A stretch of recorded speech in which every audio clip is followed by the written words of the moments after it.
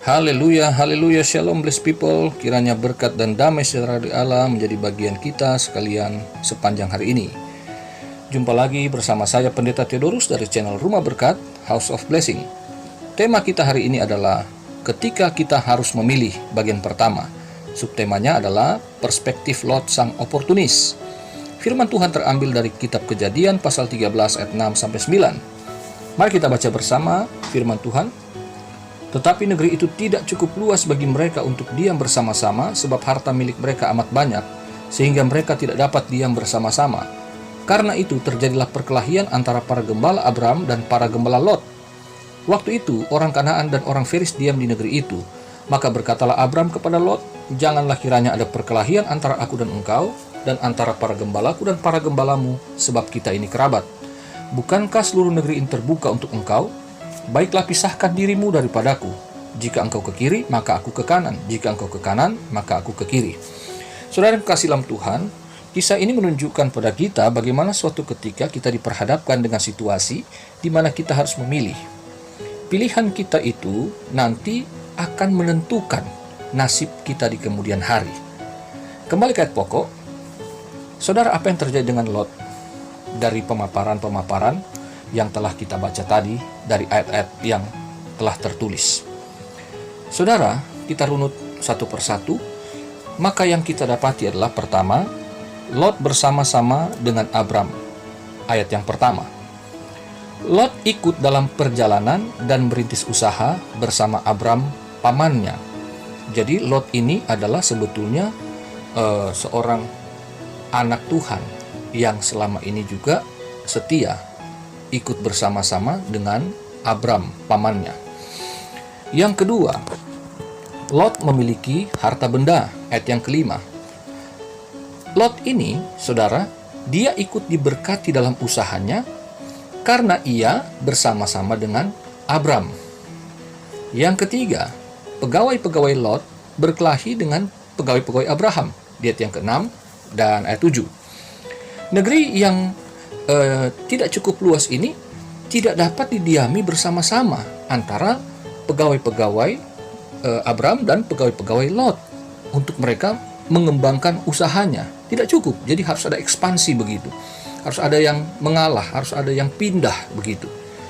Nah, ini kemudian nantinya akan menimbulkan persaingan yang tidak sehat, sehingga Abram memutuskan, ya sudahlah, kita harus pisah seperti itu. Yang keempat, Lot diberikan pilihan terlebih dahulu. Ayat yang ke-9. Ini kemudian menjadi momentum yang sangat menentukan nasib Lot dan keluarganya.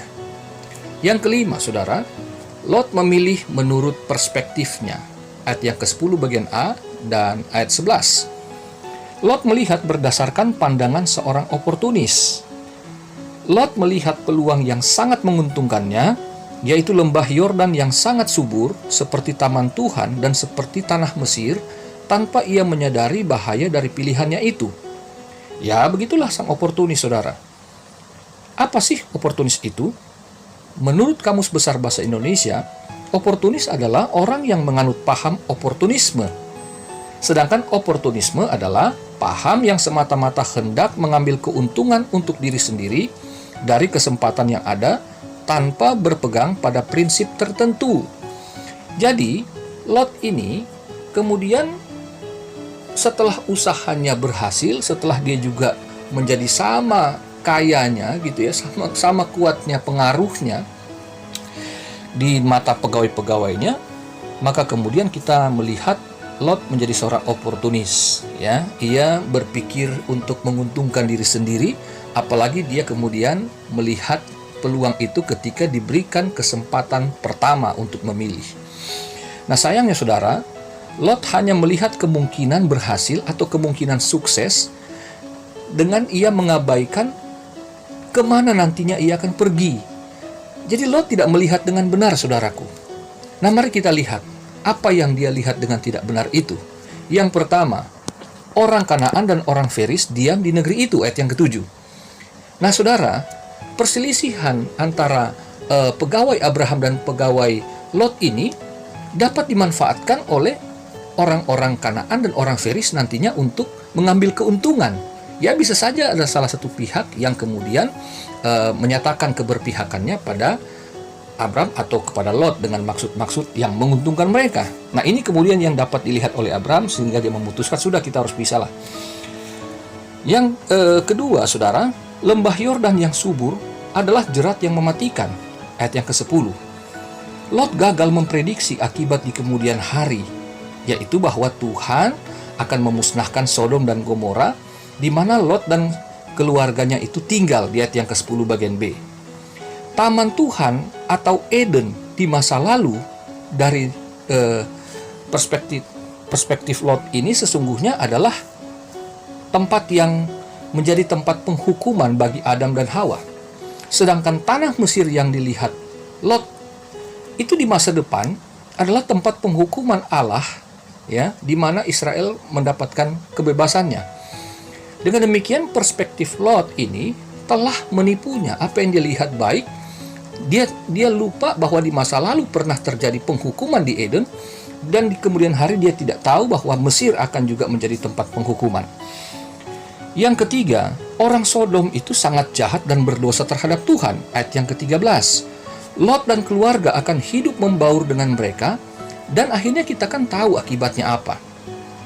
Surat 2 Petrus pasal 2 ayat yang ke-6 sampai 8 menjelaskan bahwa Lot orang benar, tetapi hidupnya menderita di Sodom, saudara. Jadi, meskipun ia itu tetap percaya pada Tuhan, ia juga tidak hidup terlibat dalam dosa, tetapi ia menderita karena ia berada di tengah-tengah orang yang betul-betul tidak mengenal hukum. Apalagi hukum Allah, saudara. Nah, kemudian yang keempat, Lot terpisah dari bapa rohaninya, ayat yang ke-12. Setelah Lot pergi ke Sodom, meskipun dikatakan ia orang benar, namun tidak ada catatan Lot pernah membangun mesbah bagi Tuhan, sebagaimana pamannya Abram membangunnya bagi Tuhan. Di ayat 4 dan ayat 18. Lot tidak lagi mempunyai seorang mentor yang membimbingnya. Tidak ada lagi bapa rohani yang memberitahukan kehendak Tuhan bagi kehidupan spiritualnya itu. Saudaraku, pilihan Lot dari perspektif yang keliru akhirnya membawanya pada kehancuran total baginya, yaitu kematian tragis istrinya dalam Kejadian pasal 19 ayat 26, di mana dikatakan di sana istrinya kemudian menjadi tiang garam. Lalu moralitas Sodom yang jahat itu telah merasuki kedua putrinya di kemudian hari, yang kemudian secara keji mereka meniduri Lot ayah mereka sendiri, sehingga mereka melahirkan anak-anak yang keji juga, yang kelak nanti mereka akan menjadi musuh abadi bangsa Israel, yaitu menjadi bangsa Moab dan bangsa Amon dalam Kejadian 19 ayat 30 sampai 38. Nah, saudaraku yang terkasih dalam Tuhan, mari kita belajar dari kisah ini bahwa pilihan kita bisa membuat kita celaka di kemudian hari. Nah, saudara, sebagai kesaksian, saya mengenal seorang anak Tuhan yang rajin melayani pekerjaan Tuhan. Ia pemain musik di gereja setiap hari Minggu. Kemudian ia mendapatkan satu tawaran pekerjaan di mana ia harus pergi ke kota lain, sehingga kemungkinan untuk melayani hari Minggu akan terganggu. Jadi biasanya setiap minggu, artinya 1 bulan bisa 4 kali melayani, tetapi dengan pekerjaan ini kemungkinan ia hanya bisa 2 kali untuk dapat melayani di hari Minggu. Saudara yang terkasih dalam Tuhan, apa yang terjadi kemudian? Bahwa anak Tuhan ini menderita. Ia kemudian menyadari bahwa ia telah kehilangan pelayanan yang terbaiknya. Pekerjaan terbaiknya adalah sesungguhnya di rumah Tuhan. Itu yang terutama yang telah ia tinggalkan. Kenapa? Karena ternyata bukan hanya 2 kali seminggu, bahkan bisa hampir 1 bulan pun dia tidak pernah bermain musik lagi, karena jam-jamnya itu, shift-shiftannya itu seringkali kena di hari Minggu, saudara. Dia menyesal ketika ia kemudian akhirnya tegur Tuhan dengan kena satu penyakit. Lalu kemudian ia berhenti, ia pindah ke kota lain, menikah, dan puji Tuhan, sekarang ia melayani Tuhan lagi seperti dulu. Haleluya. Sementara itu, contoh yang lain, kesaksian yang lain adalah bahwa saya beribadah itu masih memakai rumah jemaat, di mana anak jemaat pemilik rumah ini, suami istri, mereka masih muda, mereka pelayan Tuhan. Nah, istrinya itu melayani di gereja sebagai koordinator ya untuk acara-acara gereja, sementara suaminya adalah seorang soundman yang di gereja juga menjadi seorang majelis meskipun masih muda. Dan suaminya ini, saudara, dipercayakan oleh seorang artis nasional, artis yang sangat terkenal, untuk menjadi soundman-nya, bisa rekaman dan juga untuk manggung di berbagai kota maupun di berbagai tempat di luar negeri ya. Jadi ia sering kali pergi. Tetapi saudara, yang luar biasanya, anak muda ini, pelayan Tuhan ini berkata kepada artis ini bahwa dimanapun gua melayani, kapanpun itu, pokoknya setiap hari Minggu gua harus ke gereja, gua harus ibadah. Dan saudara, puji Tuhan, akhirnya artis ini mengerti, lalu ia kemudian mengizinkannya.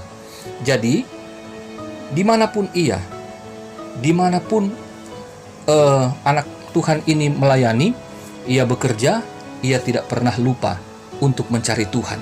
Jadi saudaraku, ke tempat dimanapun ia pergi, ia harus punya mesbah untuk memuji, memuliakan Tuhan. Dan hidup mereka diberkati Tuhan. Haleluya. Saudara, demikianlah renungan kita hari ini.